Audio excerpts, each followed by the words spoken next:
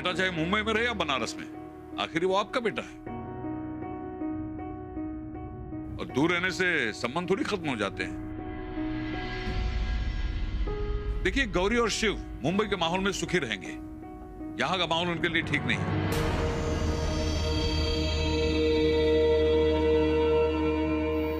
इतना बुरा भी नहीं है यहाँ, मतलब बस थोड़ा सा फर्क है, मुंबई से अलग है। आप इस तरह यहाँ से गौरी को ले जाएंगे तो वो कभी भी हमारे परिवार में एडजस्ट नहीं कर पाएगी। देखिए, हम क्या कहते हैं कि जो भी थोड़ा बहुत फर्क है यहाँ और वहां में, उसको हम कम करने की कोशिश करेंगे, बिठाने की कोशिश करेंगे। आप हम पर भरोसा तो कीजिए। माफ कीजिएगा, एक बार मैंने भरोसा करके देख लिया था। यहां जो कुछ भी गौरी के साथ हुआ है उसे देखकर मेरा भरोसा टूट गया है। अब मैं इस बात पर और बहस नहीं करना चाहता। मेरा फैसला अटल है, शिव को मुंबई आना होगा।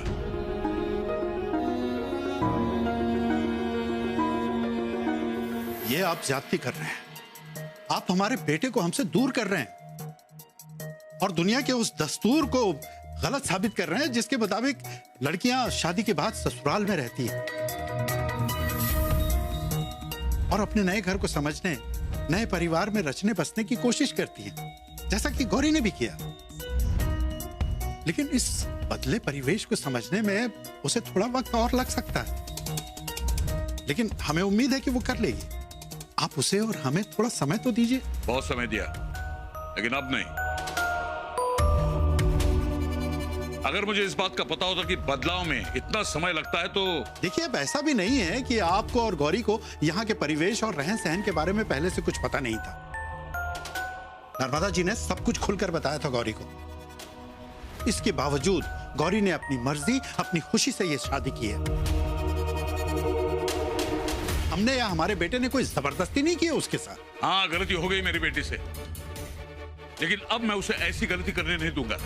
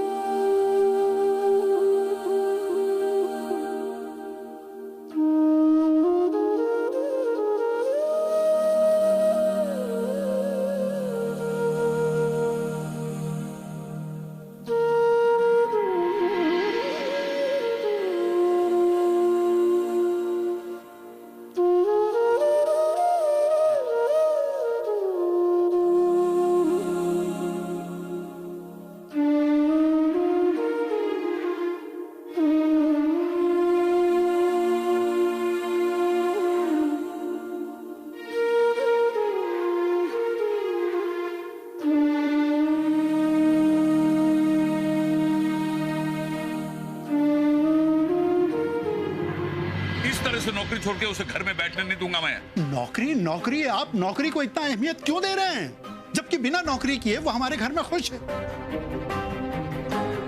सब कुछ मिला हुआ है उसे, बताइए किस बात की कमी है।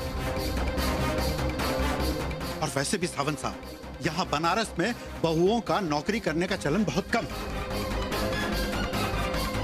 यहाँ की औरतों की जिंदगी में नौकरी का कोई कॉन्सेप्ट ही नहीं है, तो आप क्यों इसे मुंबई के पैमाने से तौल रहे हैं? समझने की कोशिश कीजिए, यहाँ और मुंबई के माहौल में बराबरी बिल्कुल बेकार है। बिल्कुल सही कहा, मुंबई और बनारस की बराबरी हो ही नहीं सकती। यहाँ के लोग आज भी पुरानी बेकार परंपराओं में जकड़े हुए हैं। ये आज का अखबार देखिए, यहाँ की औरतों पर ज्यादतियां होती है उसकी खबरों से भरा हुआ है। दहेज के लिए बहुओं को मार दिया जाता है, बेटी हुई तो मायके भेज दिया जाता है, सब कुछ होता है यहाँ आपके यहाँ। लेकिन बस अब और नहीं।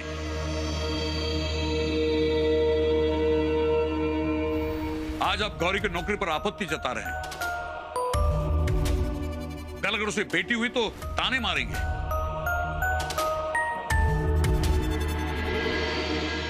और पोते की चाहत पूरी ना हुई तो मायके भेज देंगे। कल मैंने आपकी माताजी और पत्नी के विचार सुने, जो खुद औरत होके औरतों की तरक्की के खिलाफ है।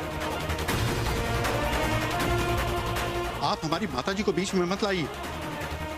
वो इस परिवार की सुख शांति चाहती हैं, इसलिए मना करती है। वैसे भी हमारे परिवार में किसी चीज की कमी नहीं है। नौकरी सिर्फ पैसों के लिए नहीं, आत्मविश्वास और आत्मसम्मान के लिए की जाती है। लेकिन ये बात आप नहीं समझेंगे।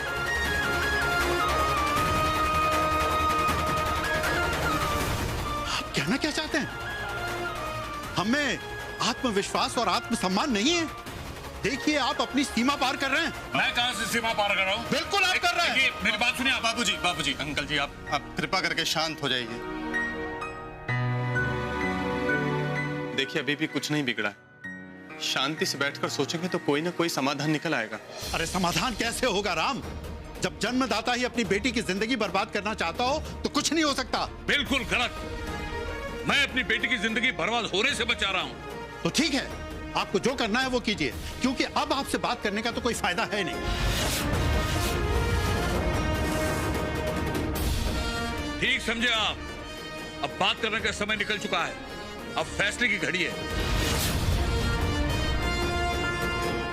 ठीक है, कर लीजिए फैसला। चलो राम। चलगा। तुम्हारी खातिर झुक कर आए थे हम यहाँ, लेकिन अब इससे ज्यादा बेइज्जती बर्दाश्त नहीं कर सकते हम।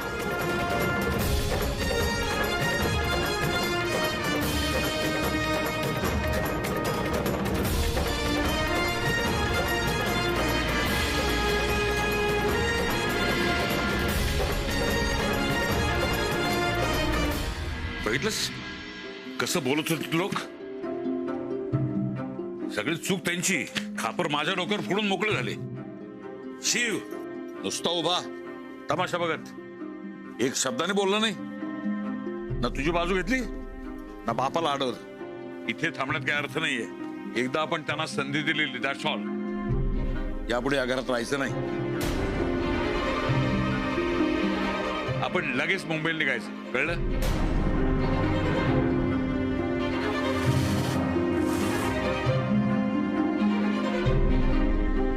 जरा तिकीटच बघून येतो।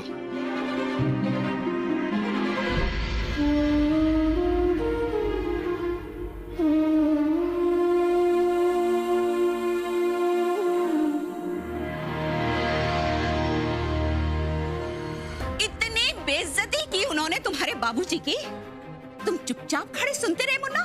हाँ, उनके सवालों का जवाब नहीं दिया तुमने? हाँ, उनका मुंह बंद नहीं किया? क्यों मुन्ना, क्यों? गौरी तुम्हें छोड़कर चली गई अपने बाबा के साथ। उसके बावजूद तुम्हारे बाबूजी, तुम्हारा भाई अपने परिवार का, अपना आत्मसम्मान दांव पे लगाकर उनसे बात करने के लिए गए, उन्हें समझाने के लिए गए। लेकिन गौरी के बाबा ने क्या किया? हाँ, क्या किया उन्होंने? हाँ, इनका मान रखने के बजाय इनका अपमान किया। और तुम चुपचाप देखते रहे, कोई जवाब नहीं दिया तुमने। मुन्ना, तुम्हारा प्यार तुम्हारे बाबूजी के सम्मान से बड़ा हो गया है क्या? बोलो, जवाब दो।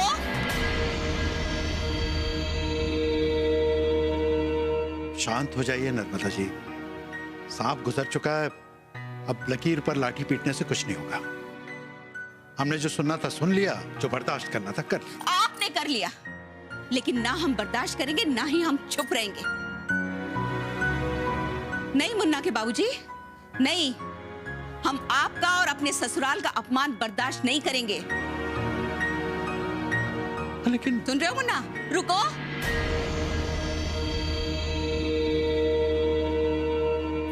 कहां जा रहे हो?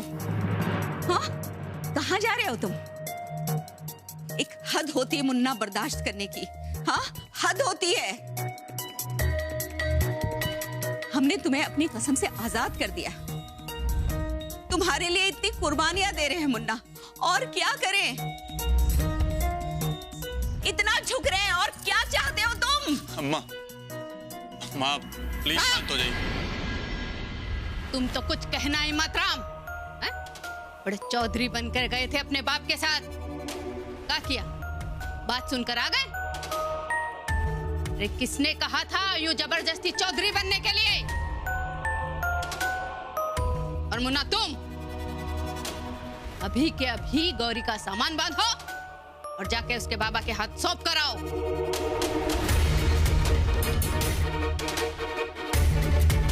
तभी उन्हें अपनी गलती का एहसास होगा। माताजी, उन पर कोई असर नहीं होगा। वो जिद पकड़ के बैठे हैं।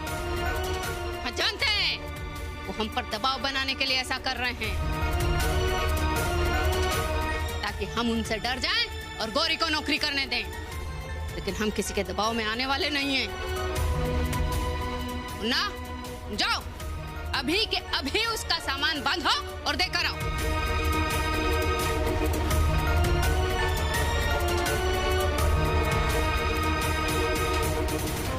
देख कह रहे हो हमें, हैं? हम जो कर रहे हैं ना, अब उसके अलावा हमारे पास कोई चारा नहीं है। पानी सर से ऊपर गुजर चुका है। ऐसे भी जब बाप ही अपनी बेटी का घर उजाड़ना चाहे तो कोई क्या कर सकता है?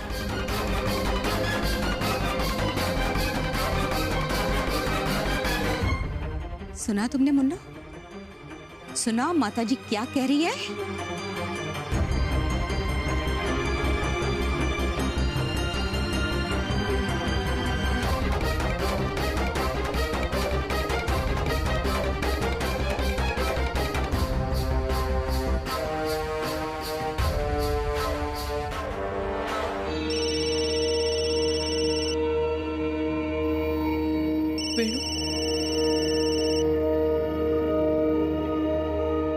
हॅलो काका, मी तुम्हाला हो म्हणाली.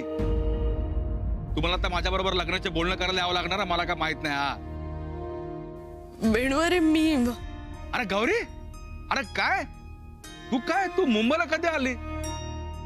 सरप्राईज विजिट काय? हा नाही, अरे बाबाच बनारसला आलेत. अरे वा, काका अचानक बनारसला निघून गेले. हा, त्यांना तुझी आठवण आली असणार ना, म्हणून गेले असणार. हे पण नाही गौरी, मला आणि मितूला पण तुझ्या आणि शिवच्या खूप आठवण येतं. मी काम करा ना, मी दोघं पण ना काकांबरोबर मुंबईला निघून ये. नाही, तुम्हाला लग्नाला यावं लागणारच आहे. मी तू तर तुला शॉपिंगला घेऊन जायचं प्लॅन करते.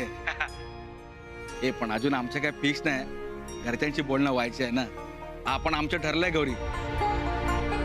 तुम्ही जसं घरच्यांचं परमिशन घेऊन लग्न केलं ना, आम्हाला पण तसंच करायचं. हे कोणाचं मन दुखवायचं नाही. हे पण गौरी, तुला परत सांगतोय, तुमच्या दोघांशिवाय आम्ही लग्न करणार नाही. तुम्हाला इकडे यावं लागेल. हे गौरी, तुमच्या लग्नामध्ये आपण किती मजा केली होते ना. आपण ना आमच्या लग्नाला पण तशीच मजा करूया. एक सेकंड थांब गौरी, ते मला माझ्या बॉसचा फोन होतो, तुला फोन करतो नंतर. हा चल चल, बाय बाय बाय. तुला फोन करतो मी नंतर. बाय. हा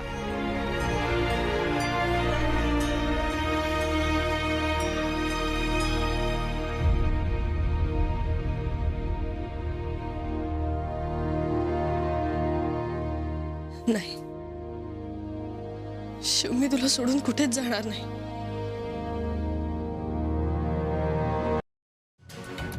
क्या कर रहे हो शेफ? अरे ठंडे दिमाग से काम लो. रुकोगे? छोड़ो आप. क्या इस दिन के लिए सबका विरोध करके गौरी से शादी की थी तुमने? देखिए, अभी कोई सवाल मत पूछिए हमसे. हमारे पास किसी का जवाब नहीं है, तो छोड़िए. देना पड़ेगा जवाब. बिना जवाब दिए जाएंगे नहीं हम यहाँ से. तुम्हें इस तरह बर्बाद होते हुए नहीं देख सकते हम. हमारी जिंदगी खराब हो रही है शेफ. बताओगे शेफ? बताओगे? अद्धे घंटा पे तुम्हारे.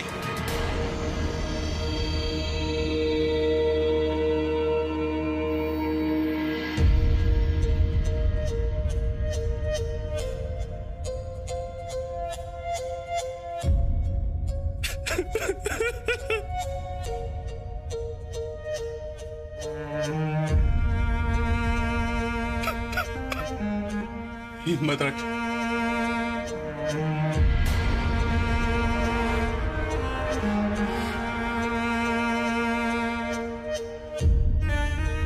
अरे भैया, कुछ समझ में नहीं आ रहा क्या करें. अरे इस तरह हिम्मत मत हार शेफ. देख, अगर तू इस तरह हिम्मत हार गया तो उन सब लोगों की जीत होगी जो शादी के वक्त गौरी और तेरे विरोध में थे। उन सब लोगों के झूठे अहम की जीत होगी शिव। तुम लोगों के भरोसे की हार होगी शिव। अपने प्यार को हारने मत दे भाई। तो क्या करें हम? एक तरफ आप लोग हो, एक तरफ हमारा प्यार है गौरी जी। आप क्या कहना चाहते हैं? हम यहाँ घर पे सबको छोड़ के, ये घर छोड़ के चले जाएं? अरे हमने ऐसा कब कहा शिव? हम तो बस ये कह रहे हैं कि तू गौरी के साथ अपना घर बसा। फिर सब जितने भी लोग हैं ना, वो सब किनारे हो जाएंगे। जो इस वक्त अपने अहम के कारण तेरे और गौरी के बीच खड़े हैं, वो सब किनारे हो जाएंगे शिव। समझ रहा है तू? देख, और वैसे भी शिव, गौरी के बाबा ने एकदम सही कहा था। गौरी ने यहां आकर खुद को अम्मा के रंग में ढालकर अपनी परीक्षा दी और उसमें सफल भी हुई। हम क्या कहते हैं शिव, अब तुम्हारी बारी है। हाँ, तुम्हारी बारी शिव। तुम भी एक बार गौरी के बाबा की जिद पूरी कर दो। अरे ऐसे कैसे जिद पूरी कर दें हम? बताइए ना आप।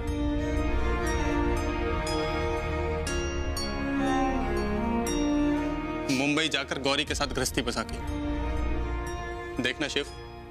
एक बार तूने गौरी का भरोसा जीत लिया ना, और फिर अगर तू यहाँ आने के लिए कहेगा, तुझे मना नहीं कर पाएंगे।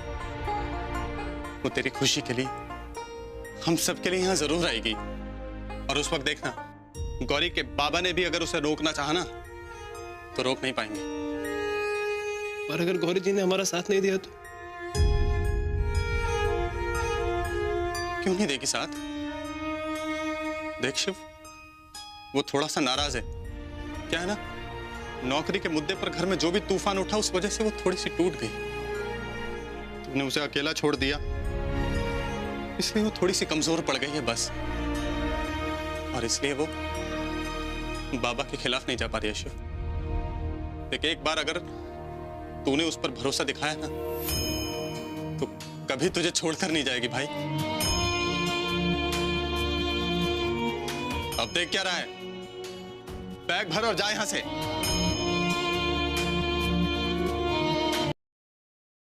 अरे क्या देख रहे हो? जाओ यहां से, यहां की चिंता मत करना। नहीं नहीं भैया, ये सही नहीं लग रहा है हमें। अरे क्या सही नहीं लग रहा है? जो दिल को सही लगे वो सब सही होता है।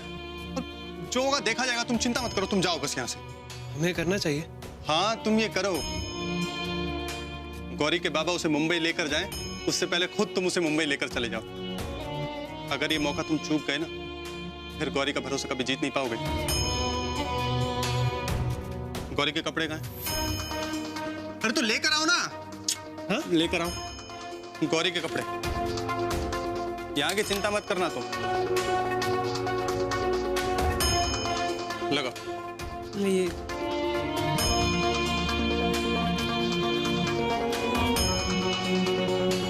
यहाँ हम सब संभाल लेंगे। यहाँ की चिंता किए बिना तुम जाओ यहाँ से। यहाँ लोगों को पता लगेगा तो क्या होगा? हमें डांटेंगे, हंगामा करेंगे, और क्या। हमें तो वैसे भी डांट पड़ती रहती है।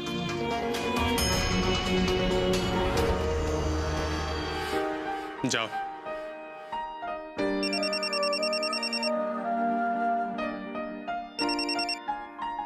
हाँ कुंवर, बोलो क्या खबर है? अरे शिव, वो होटल से फोन आया था। किस लिए? अरे वो गौरी होटल छोड़ के चली गई यार।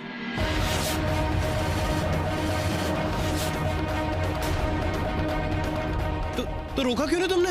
अरे रोका ना, पर पता नहीं उसको किस बात की टेंशन थी। उसकी एक भी बात नहीं सुनी और सीधा चली गई। अरे मैं घबराहट हो रही, कहीं गंगा वंगा में छलांग ना लगा दे। अरे शुभ शुभ बोलो यार, तुम कुछ भी बोलते हो। हम अभी निकल रहे हैं, ठीक है? क्या हुआ? अरे मुन्ना, तुम दोनों कहाँ जा रहे हो? हम गौरी जी को लेने जा रहे हैं। अब वो कहाँ चली गई? अरे हमारी बात का जवाब दो। अम्मा प्लीज, वो होटल छोड़ के कहीं चली गई। अगर अभी नहीं ढूंढना ना तो बहुत मुश्किल हो जाएगी। अरे वो स्टेशन गई होगी। अरे उसका सामान। ये लड़का भी ना, जब देखो तब अपनी मनमानी करता रहता है। बताओ, गौरी का सामान नहीं लेकर गया?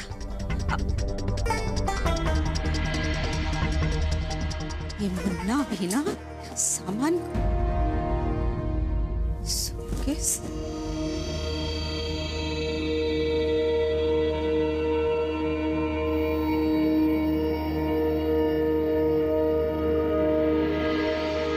गौरी,